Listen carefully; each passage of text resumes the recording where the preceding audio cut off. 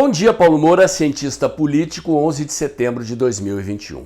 Gente, no vídeo de ontem eu fiz uma análise precária, ainda provisória, da atitude do presidente Bolsonaro ao publicar uma carta propondo armistício ao STF em pleno auge das mobilizações do 7 de setembro, quando ele deu uma baita demonstração de força política, gerando a expectativa de que ele seguiria na ofensiva após o 7 de setembro, e o presidente Bolsonaro fez exatamente ao contrário.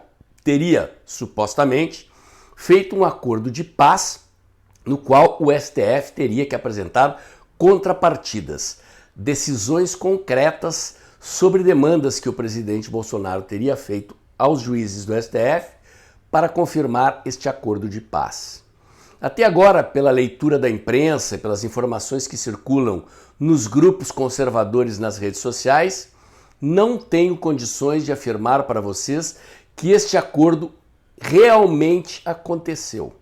A situação continua nebulosa, as informações são muito inconsistentes, contraditórias.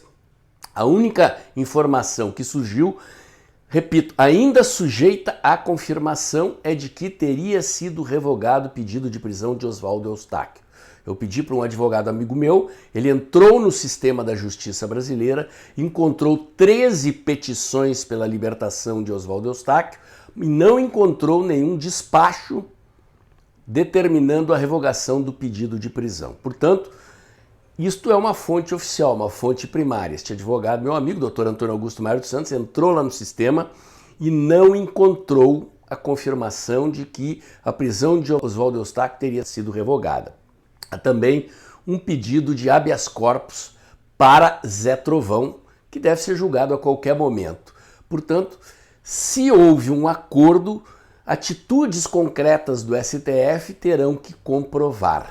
Não tendo a comprovação ainda, vou abordar no vídeo de hoje outro tema, utilizando-me para isso na imagem de dois outros momentos de ruptura histórica, que são a Revolução Francesa e a Revolução Russa. Já já eu explico para vocês, mas antes eu gostaria de agradecer a você que doa pelo Pix e pela conta bancária do canal. A sua doação é muito importante para ampliar a estrutura do canal, o alcance dos meus vídeos. Lembrando que este é um canal que faz análise política com viés conservador, à luz da ciência política e da teoria da comunicação, em vídeos curtos. Lembro também a você que ainda não se inscreveu no meu canal do Telegram, o Dextra by Paulo Moura, para fazê-lo. Inscreva-se também no meu canal alternativo de vídeos na cos.tv, o Dextra Jornalismo. Inscrevendo-se nesses dois canais, você tem a garantia de que não perderá contato comigo e com os meus conteúdos, caso eu sofra censura em alguma mídia social. Lembro ainda que firmei uma parceria com o site tempoedinheirooficial.com.br, onde agora publico os conteúdos que eu publicava no site dextra.jor.br, que eu inativei porque também foi desmonetizado, assim como este canal do YouTube. Portanto, a sua doação pelo Pix é muito importante para que a gente continue mantendo vivo o trabalho de informação e análise independente que nós fazemos aqui. Lembro também que diariamente, entre 1h30 e 2 da tarde, estou fazendo um comentário político em tempo real no canal Tempo e Dinheiro do jornalista João Batista Olive, ok? Acompanhe-me lá. Muito bem, gente. Embora a situação esteja nebulosa, esteja turva, situação conjuntural, aquilo que eu digo que é o jogo que acontece no tabuleiro de cima, né? Que é o jogo das aparências e das informações sobre ter ou não ter havido o tal acordo com o presidente Bolsonaro. Há esta outra dimensão do processo que talvez mereça uma análise aqui. Vou tentar iluminar algo para compreender por que uma parte expressiva da base do presidente Bolsonaro está tão decepcionada com o recuo do presidente. Vamos lá. Na Revolução Francesa havia dois grandes grupos fazendo parte do movimento que promoveu a ruptura histórica da França monárquica em direção à França republicana. Eram os jacobinos e os girondinos. Os jacobinos eram os radicais, os girondinos eram os moderados. Para quem não sabe, os termos esquerda e direita, inclusive, têm origem na Revolução Francesa. a esquerda do parlamento da Assembleia Legislativa Francesa e antes da Assembleia Legislativa Francesa, da Assembleia Nacional Constituinte da França, sentavam-se os radicais, os jacobinos. Ao lado direito do plenário sentavam-se os moderados, os girondinos. Daí vem, portanto, a terminologia esquerda e direita, que a esquerda marxista adotou depois. Como os marxistas se autoatribuem o papel de revolucionários, dessa vez não de uma revolução liberal, mas de uma revolução comunista, eles sentavam-se tradicionalmente ao lado esquerdo do plenário das assembleias operárias e camponesas do processo revolucionário russo. Eram os bolcheviques, os revolucionários profissionais do Partido Operário Social Democrata Russo, que é o partido mãe que deu origem ao Partido Comunista Russo. A ala moderada da Revolução Russa era a dos mencheviques.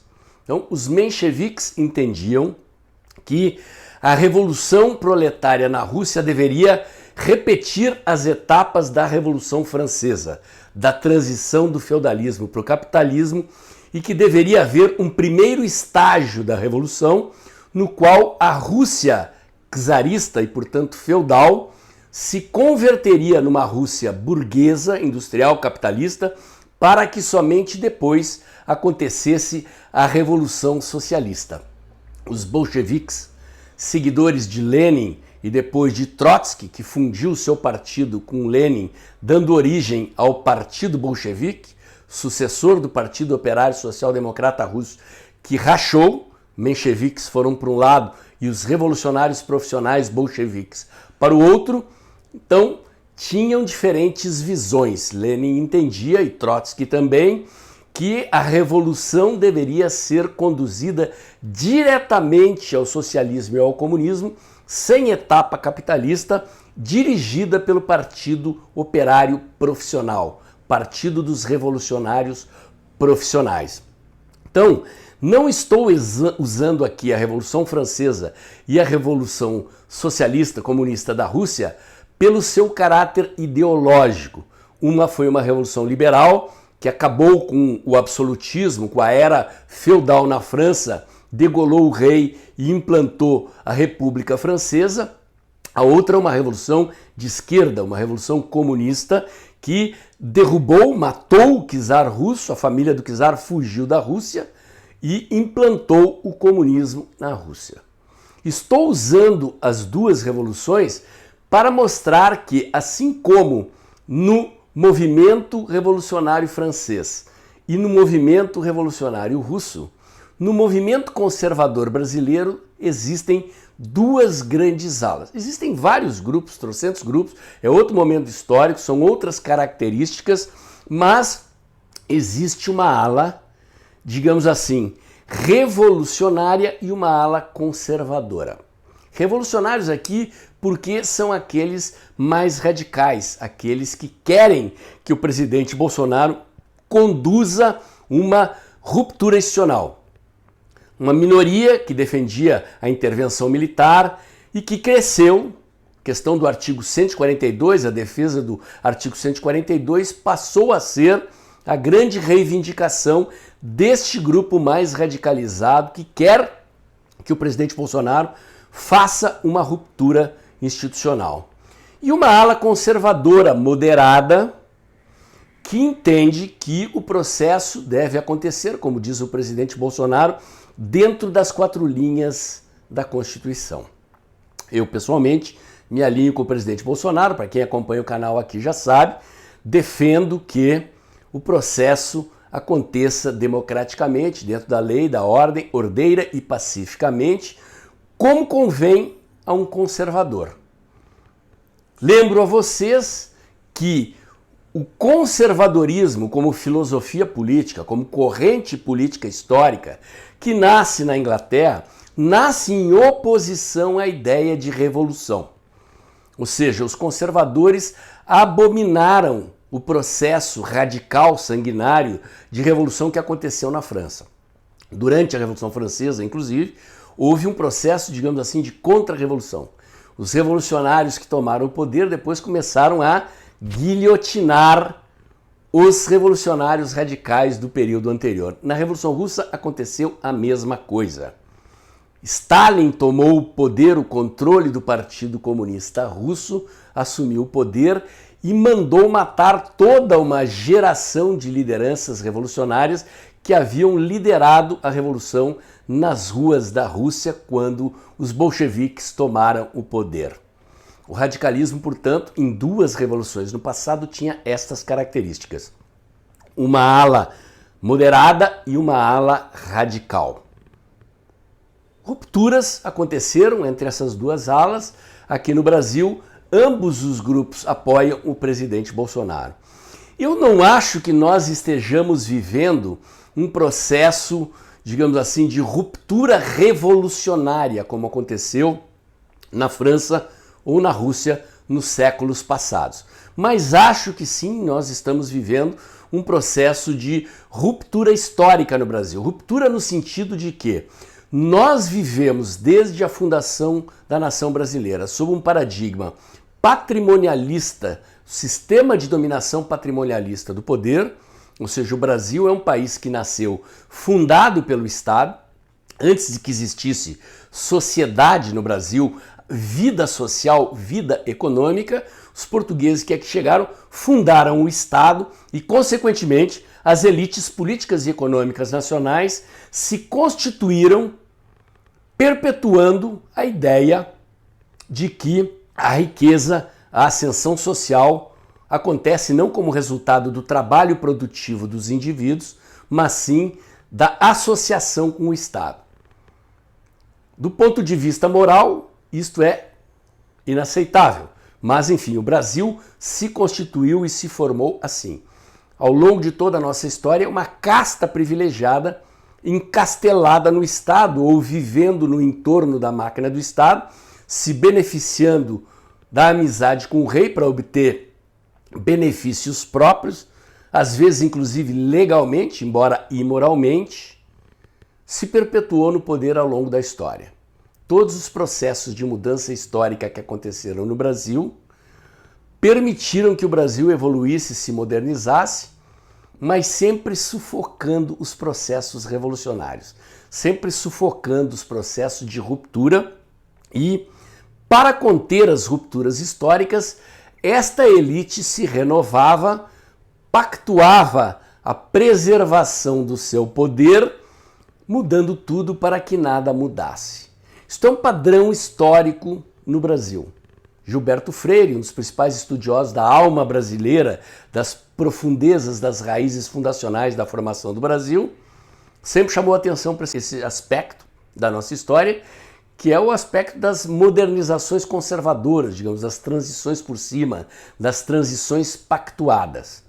Todas as tentativas históricas de rebelião popular do Brasil, as revoluções regionais, a Revolução de 30, 32 aqui em São Paulo, a Revolução Farroupilha no Rio Grande do Sul, a Inconfidência Mineira, Canudos, a Balaiada, enfim, foram sempre sufocadas pelo poder central e, após serem sufocadas, os governos centrais absorviam as demandas da mudança, transformavam isso em novas legislações, em novos pactos sociais e o barco seguia. Foi assim também com Getúlio Vargas, quando sufocou a Revolução dos Paulistas no início da década de 30. O Estado Novo absorve as demandas da Revolução Paulista e industrializa, moderniza o capitalismo brasileiro sob comando estatal. Isto é um padrão. Então, pela primeira vez na história do Brasil, nós estamos diante da possibilidade de que este padrão se rompa. Não sabemos se haverá esta ruptura ou se mais uma vez será feito um pacto, um acordo com as elites para absorver essa demanda do Brasil que vive do próprio trabalho, do Brasil que não mama nas tetas do Estado, como eu tenho dito aqui, contra esse Brasil patrimonialista encastelado na máquina do Estado ou no seu entorno, vivendo dos privilégios e da amizade com o rei, entre aspas, né? Do acesso as decisões do poder do Estado para desviar os recursos públicos em benefício próprio. Às vezes ilegalmente, esse negócio do roubo aos cofres públicos adquiriu dimensões exacerbadas, especialmente nas eras petistas, mas nem sempre isso acontece ilegalmente. Às vezes isso acontece com a aprovação de leis no Congresso, de políticas públicas que vão beneficiando esses segmentos que têm acesso ao poder de Estado. Quando eu falo ao poder de Estado aqui, não falo necessariamente ao governo, né? Presença forte de lobbies no Congresso Nacional, né? Acesso a certos segmentos do poder de Estado que tomam decisões que interessam a esses grupos, no interesse desses grupos, mediante pressão política e às vezes mediante pagamento de propina. Então, o conteúdo de fundo do momento histórico que nós estamos vivendo é exatamente isso.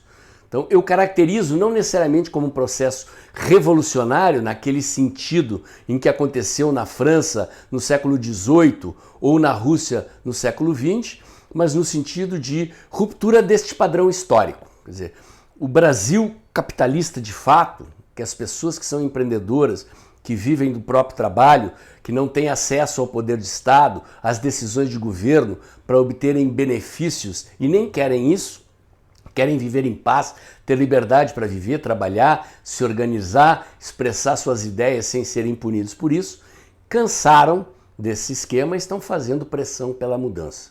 A meu ver, é isto o conteúdo de fundo do processo que desembocou no impeachment de Dilma Rousseff, na eleição do presidente Bolsonaro e na tentativa de reeleger o presidente Bolsonaro. Ocorre que, dentro deste amplo movimento conservador, que foi às ruas com uma força impressionante agora no 7 de setembro, há uma parcela expressiva de, vamos assim dizer, revolucionários, ou seja, de pessoas que gostariam que esta ruptura acontecesse de forma radical, que o presidente Bolsonaro, se valendo de todo o poder que ele demonstrou nas ruas, no 7 de setembro, partisse para uma intervenção no STF. Eventualmente tem gente que defende fechamento do Congresso, fechamento do STF, enfim, tudo aquilo, ameaça física aos juízes da corte, tudo aquilo que está levando as pessoas que às vezes se exacerbam na fala aí para as barras do STF, terem os seus mandatos de prisão e assim por diante, né? Eu, pessoalmente, me filio à corrente moderada, defendo que essas mudanças aconteçam dentro da lei da ordem, seguindo o calendário eleitoral, com a gente se organizando, aumentando cada vez mais a nossa capacidade de organização, a nossa qualificação política para preparar a eleição de elites parlamentares capazes de dar sustentação às decisões de um governo conservador. O presidente Bolsonaro não é um Lenin, não é um Trotsky. Lenin e Trotsky são revolucionários profissionais. Os marxistas foram estudar a Revolução Francesa e constituíram um partido de elite, quadros profissionais treinados para assaltar o poder e implantar a Revolução Socialista como eles fizeram na Rússia. Foi um dos poucos lugares no mundo onde esse negócio funcionou. Funcionou não exatamente como Marx previa, né? Marx achava que a Revolução Socialista ia acontecer primeiro nos países socialistas avançados.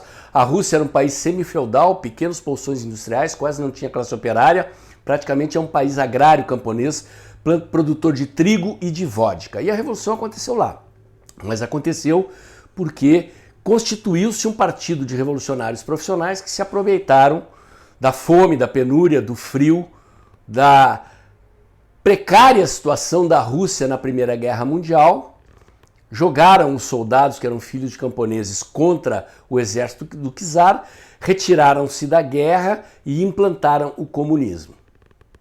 O processo brasileiro atual de ruptura não tem nada a ver com aquilo e o presidente Bolsonaro não tem nada a ver com Lenin e Trotsky. O presidente Bolsonaro nunca se empenhou significativamente, por exemplo, para constituir um partido político conservador.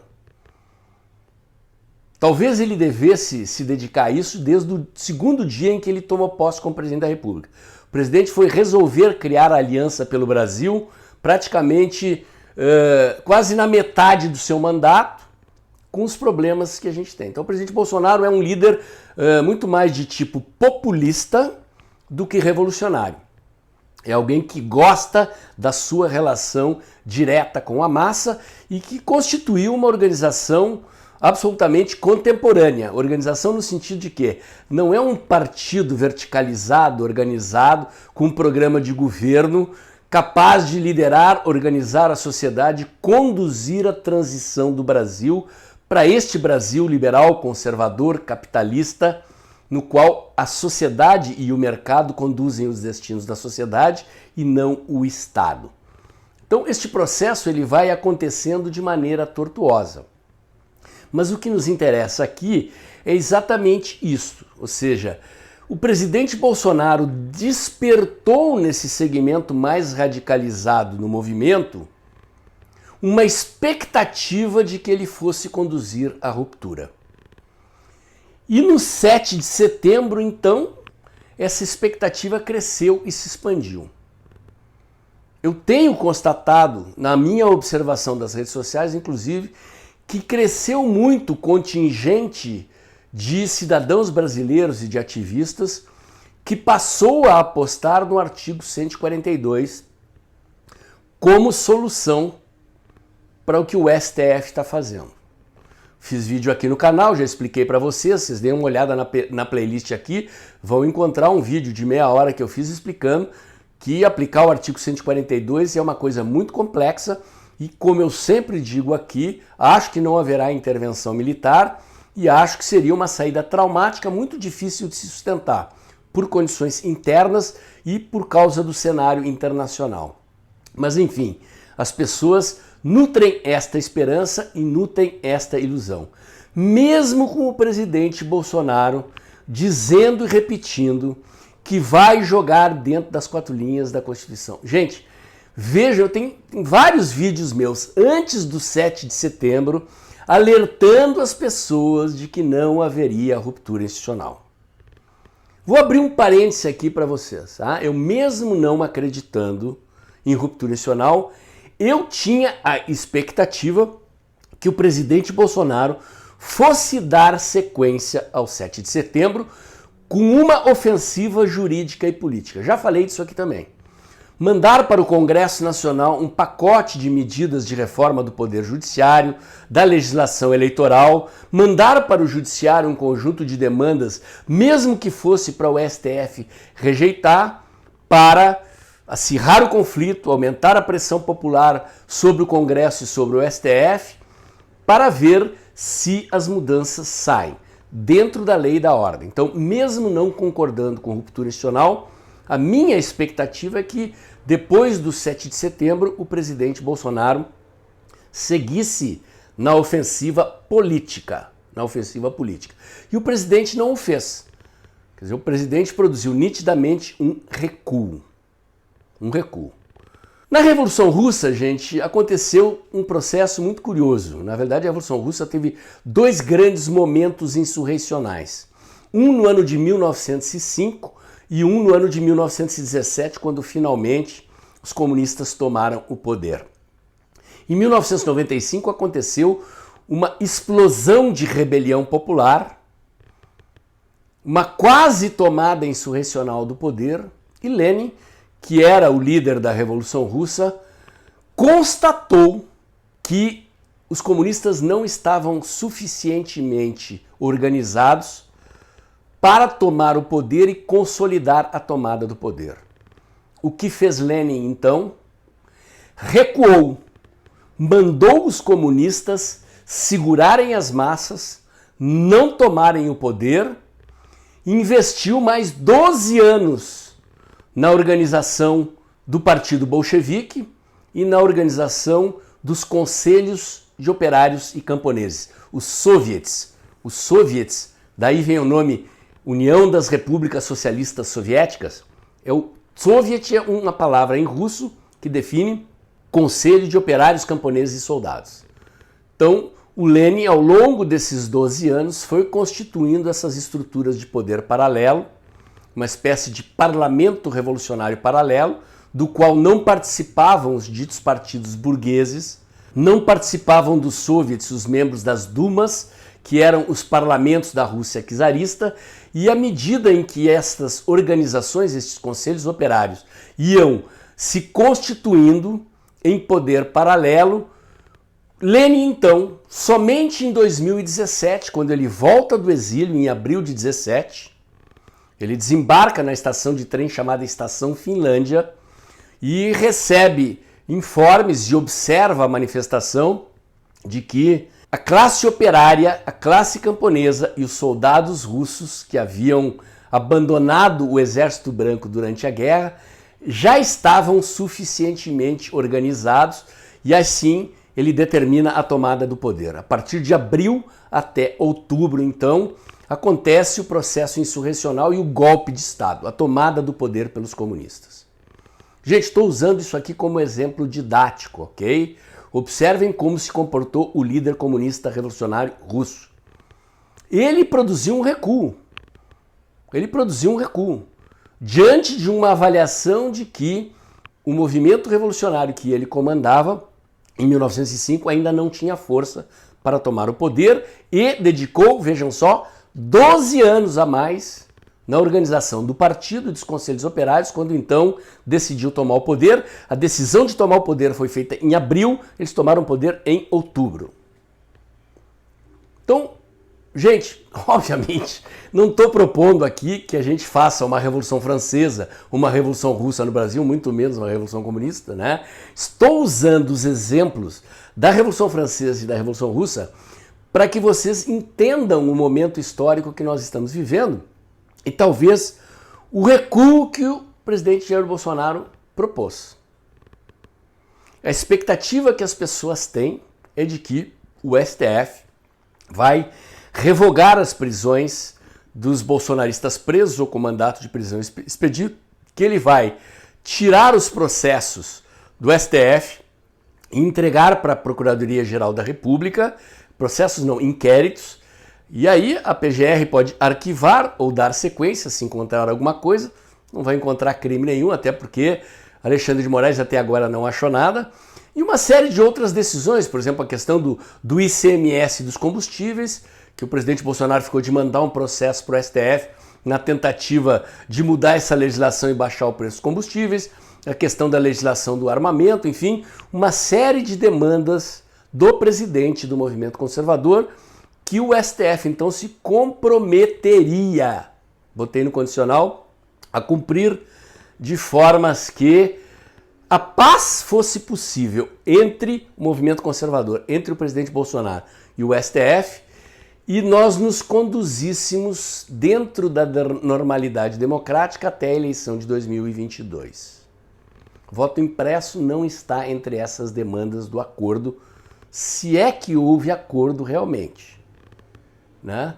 Ou seja, a eleição de 2022 aconteceria sem voto impresso, o que significa que o movimento conservador vai ter que fazer o dobro ou o triplo de votos para o presidente Bolsonaro e para as bancadas parlamentares que darão sustentação ao seu segundo mandato, caso ele seja eleito, para garantir que o resultado das urnas corresponda ao desejo de toda essa enorme massa de brasileiros que foi às ruas em 7 de setembro. Ok, gente?